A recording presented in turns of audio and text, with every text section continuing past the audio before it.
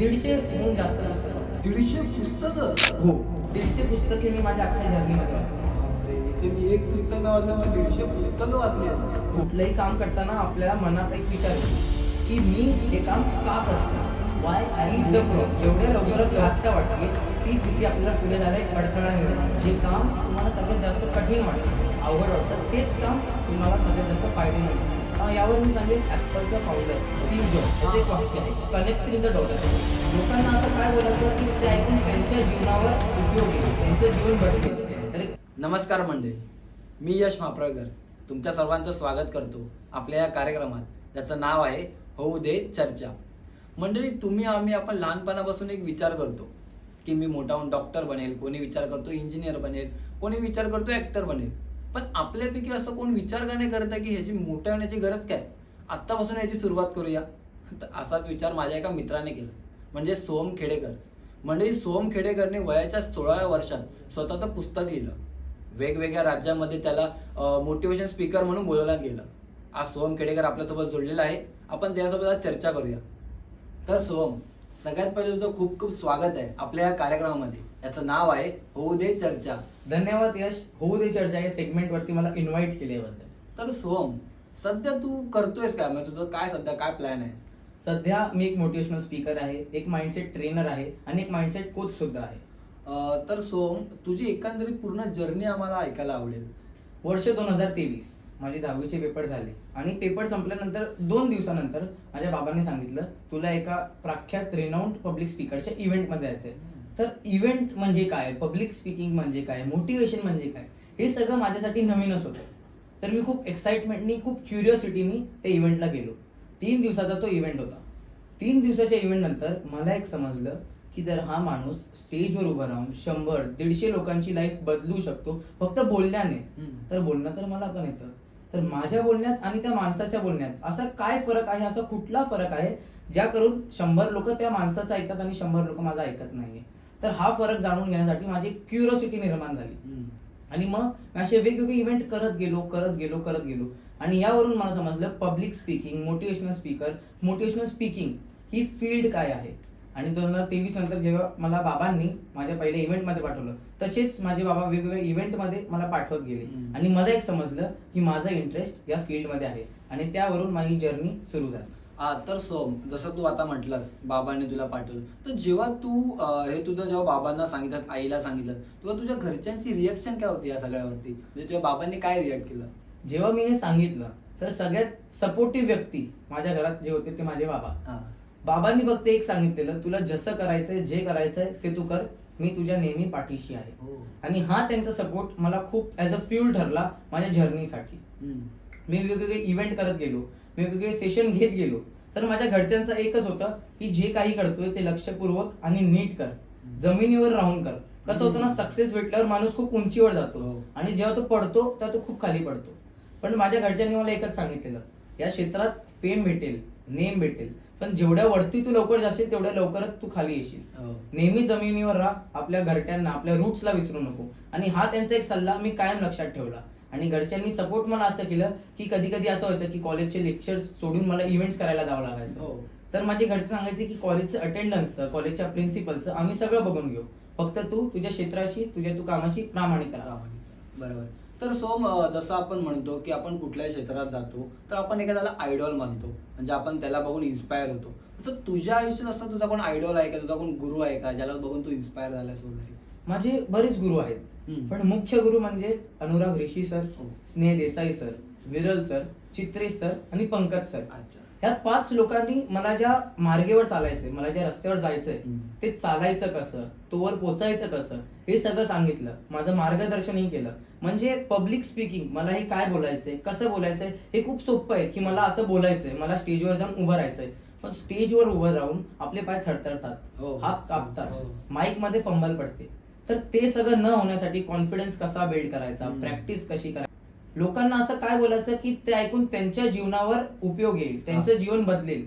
तर काय बोलायचं, कसं बोलायचं, बोलण्याची पण एक पद्धत असते, ती पद्धत कशी निर्माण करायची, तर हे सगळं माझ्या गुरुजनांनी, माझ्या आयडल्सनी मला शिकवलं. तसं सोहम, तू आता तुझ्या गुरूंचं नावं घेतली, ते सगळे कधी, म्हणजे कधी मिळाले? म्हणजे 10वीच्या आधी होते तुझे, किंवा कॉलेजचे शिक्षक होते किंवा शाळेचे शिक्षक होते किंवा कसं म्हणजे काय आहे? यावर मी सांगेल ऍपलचा फाउंडर स्टीव्ह जॉब्स याचं एक वाक्य आहे, कनेक्टिंग द डॉट्स.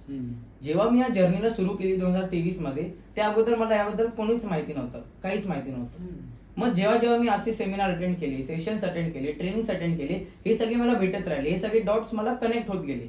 आणि त्या कनेक्टिंग द डॉट्स अनुसार मला ही अशी लोक भेटत गेली जी मला त्या इंडस्ट्रीमध्ये पुढे घेऊन जात राहिली.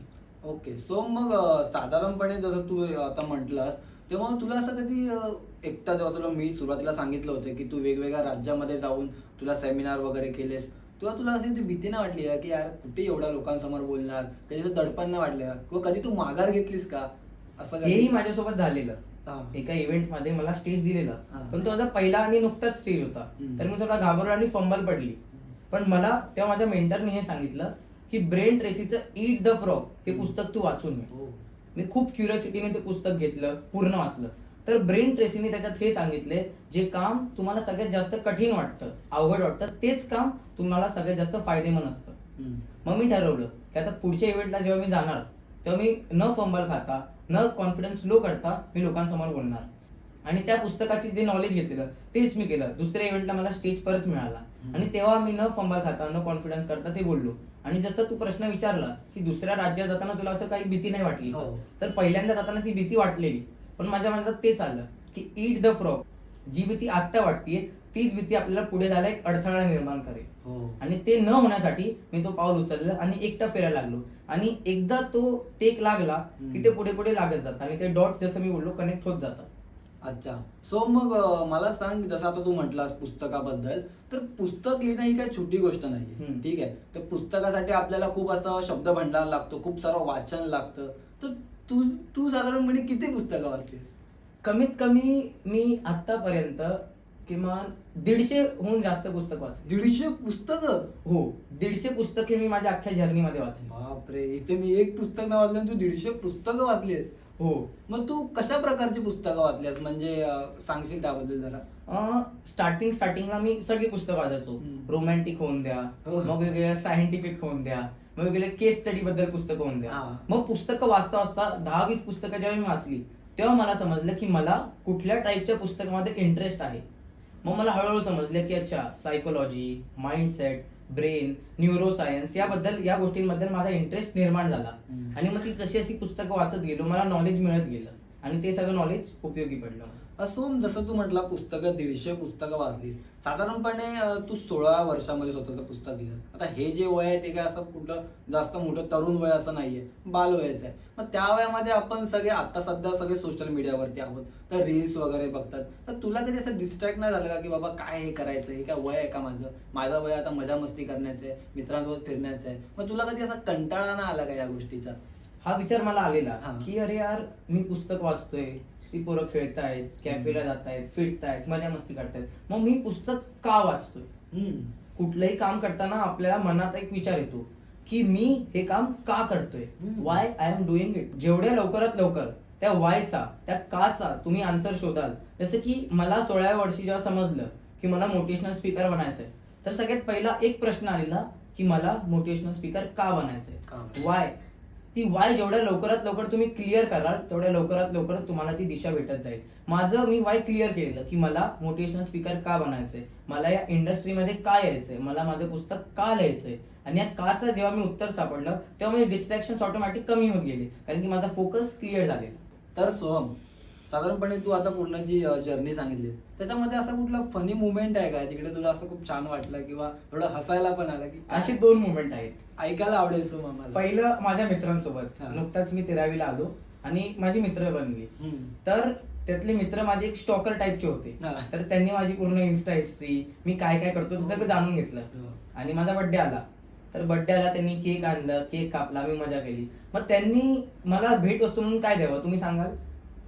काय म्हणजे असू शकते, एखादी बॅग असू शकते कॉलेजची, किंवा काय एखादं शर्ट, टी शर्ट वगैरे, उडी वगैरे, साधारणपणे. हे सगळं जर मला बर्थडेला मिळालं असतं तर मी खूप खुश झालो असतो. पण मला माझ्या मित्रांनी माझंच पुस्तक भेट वस्तू म्हणून दिलं. काय सांगतो? आणि मलाही सुद्धा असं आलं की माझंच पुस्तक. मग मी विचारलं की तुम्हाला कसं आहे बद्दल माहिती. तर आमचा एक फ्रेंड होता, जसं मला एक स्टॉकर, हा. तर त्यांनी मला माझी हिस्ट्री दाखवली की हे हो. बघ, हे आम्हाला सगळं माहिती, तू काय काय करतोस. हो. तर तेव्हा मला खूप आश्चर्य वाटलं, अरे ह्यांनी माझ्यासोबत असंच केलं. तर तो एक क्षण तिकडे तुला असं थोडा अनुभव आज हे पण वाटलं की बाबा यार खूप चांगली गोष्ट आहे की माझ्या मित्रांनी हे सगळं केलं. तर मग असं अजून कुठला असा प्रसंग आहे का प्रवासामधला किंवा घरच्यांचा असं काय? अजून एक प्रसंग जर सांगायचं झालं हम्म. तर माझा एक दिल्लीमध्ये इव्हेंट होता. हम्म. आणि त्या इव्हेंटमध्ये मला सांगितलेलं की तिसऱ्या दिवशी आम्ही तुला स्टेज देऊ, अख्ख्या दिवसासाठी तुला बोलायचंय. तर मी असं प्रिपेअर होऊन गेलो की तिसरा दिवस जेव्हा येईल तेव्हा मला स्टेजवर जायचंय. आता इव्हेंट सुरू होतो आणि पहिल्याच दिवशी लोक माझ्या हातात माईक देतात. हो. आता बोलायचं काय, स्टार्टिंगचं इंट्रोडक्शन काय द्यायचं. तर तुम्ही विश्वास नाही कराल, ती अख्खी जी स्क्रिप्ट होती, म्हणजे तुमचं धन्यवाद करतो, मी तुम्हाला वाचवतो, हा. मी तुम्हाला हे करणार, ते आम्ही काय शिकवू, तुमचं धन्यवाद करतो, ही एकच स्क्रिप्ट मी अख्खा दिवस चालवली. आणि लोकांना कळलंही नाही की मी काय काय बोललो. पण लोकांच्या मध्ये चर्चा झाली की आजच्या दिवसात आपण काय शिकलो. तर लोक येऊन मला विचारायला लागले की आजच्या दिवस आपण काय शिकलो, कारण की तुम्ही फक्त थँक्यू बोलत होता आम्हाला. हो. तर मी त्यांना असं उत्तर दिलं की थँक्यू कसं बोलायचं हेच तुम्ही तुमच्या पहिल्या दिवशी शिकला. सोहम, तुला असं कधी शाबाशीची थाप मिळाली आहे का? तुला असं कोणी असं आयडॉल असेल किंवा तुझा कोण असं नातेवाईक असतील ज्यांनी तुला खूप शाबाशी दिली, तुला बरं वाटलं की यार कुठेतरी चांगल्या मार्गावरती आपण आहोत, असं कधी आलंय का मुवमेंट? असं मुवमेंट एक साधारणपणे 2-3 वेळा झाला. हो. मी क्लासेस मध्ये ट्रेनिंग द्यायला जायचो, गोल सेटिंग आणि याबद्दल. तर क्लासेस मधली मुलं असे हात वरती करून बोलतात की सर आम्ही तुम्हाला युट्यूब मध्ये बघितलंय, हो. सर तुमचं पुस्तक आम्हाला आमच्या बाबांनी सांगितलंय. मग असंही झालं. आणि काही तर नातेवाईकांचा मला गावावरून पण आजही फोन होतो, अरे सोहम मी तुला युट्यूब मध्ये बघितलेलं, तर तूच आहेस की कोणतरी वेगळं तुझं हे काय करतंय. मग तेव्हा सांगताना खूप मजा येते की अच्छा हा मी हेच आहे, मी हे सगळं करतो. तर अशी खूप मजा येते. असा फॅन मुवमेंट कुठला असा आहे का जे म्हणजे काही फॅन्स असतात जे मेसेज करतात, कॉल करतात वगैरे, तर तसं कोण आहे का? तर इन्स्टावर आपल्याला डीएम्स येतात हम्म. की आम्ही तुमचं पुस्तक वाचलं, खूप हो. आम्हाला आवडलं. हम्म. आणि कॉल सुद्धा येतात की लोकांचे, सर तुम्ही जे पुस्तक लिहिलं त्याच्यात मला हे नाही समजलं. हो. फीडबॅक सुद्धा येतात की पुस्तकामध्ये हे असं असं आहे. तर ते सगळं बरं वाटतं की आपण एक मार्ग बनलोय, आपण एक ज्योत बनलोय लोकांच्या आयुष्यात प्रकाश देण्यासाठी.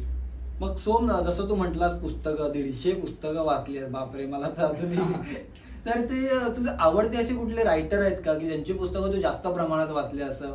कार्नेगी या एक ऑथर आहेत, त्यांचं पुस्तक how to influence friends and people हे मला खूप जास्त आवडतं आणि मी रेकमेंड पण करतो. कारण की 2 टाईपचे प्रकार माणसं असतात, एक इंट्रोवर्ट आणि एक्स्ट्रोवर्ट. हो. तर इंट्रोवर्ट पासून एक्स्ट्रोवर्ट कसं बनायचं हे सगळं त्या पुस्तकात त्यांनी लिहिलेलं आहे. तर मी दर्शकांना पण सांगेन की how to influence friends and people हे पुस्तक तुम्ही नक्कीच वाचा. आणि त्यासोबत सायकोलॉजी ऑफ माइंडसेट हे सुद्धा पुस्तक तुम्ही नक्कीच वाचा. ते तुझं आहे हो. म्हणून का? तर सोम, साधारणपणे आता तू काय शिकतोयस, म्हणजे तुझं आता वय काय, तू शिकतोयस काय? आता मी 18 वर्षाचा आहे. हा. आणि एज्युकेशन बघायला गेलं तर मी second year bachelors of mass media and communication हा. हे शिकतोय. आणि जसं मी सांगितलं मोटिवेशनल स्पीकर, पब्लिक स्पीकर आणि हे सगळं तर माझं शिक्षण चालूच आहे. मग आता जसं तू शैक्षणिक जे शिक्षण घेतोस, मग तुझं काय गोल आहे आता भविष्यामध्ये? जसं तू आता ते मास मीडिया सांगितलं, साधारणपणे पत्रकारिता हे क्षेत्र आहे, मग तुला भविष्यात जाऊन पत्रकार बनायचं आहे का, किंवा तुला भविष्यात जाऊन रायटर किंवा काय स्क्रिप्ट लेखक काय बनायचं नक्की तुला आयुष्यात? माझं एकच गोल आहे की मला एक मोटिवेशनल स्पीकर, एक हा. माइंडसेट ट्रेनर बनायचं आहे. हम्म. आणि अल्टिमेट गोल ऑफ लाईफ ज्याला होतात की आयुष्यात काय करायचंय, तर मला 10 करोड लोकांची लाईफला ट्रान्सफॉर्म करायचंय, हो. माइंडसेटला चेंज करायचंय. हा माझा एक अल्टिमेट गोल आहे. मग तुझं असं युट्यूब चॅनल वगैरे पण आहे ना? हो, युट्यूब चॅनल सोहम खेडेकर, यावर मी वेगवेगळे कंटेंट टाकत राहतो. Business related, mindset related, motivational related content तुम्हाला त्यावर आणि मिळतील. इंस्टाग्राम वगैरे सगळीकडे तुझं चॅनल आहे? इंस्टाग्राम आणि युट्यूब चॅनलचं डिस्क्रिप्शन तुम्हाला या व्हिडिओ खाली मिळेल. ओके. हा, तर सोम, आता आपण पुस्तकाकडे बोलूया. तुझ्या पुस्तकामध्ये असं काय, म्हणजे तुला लोकांना काय संदेश द्यायचा आहे, तुझ्या वाचक वर्गांना तुला काय सांगायचं आहे? 2 प्रकारची पुस्तकं असतात. हम्म. कंटेंट एवढा असतो आणि पुस्तकाची लांबी रुंदी एवढी असते. हो. दुसरं कंटेंट एवढा असतो पण पुस्तक एवढंच असतं. हो. पण माझ्या वाचक वर्गाला मला हेच सांगायचं असतं की आता जसं जसं काळ बदलत जातो, टेक्नॉलॉजी वाढली आहे, हम्म. तर लोक किंडल आणि त्याच्यावर मोबाईलवर पुस्तक बसतात किंवा ऑडिओ स्टोरी ऐकतात, Audio. ऑडिओ बुक ऐकतात.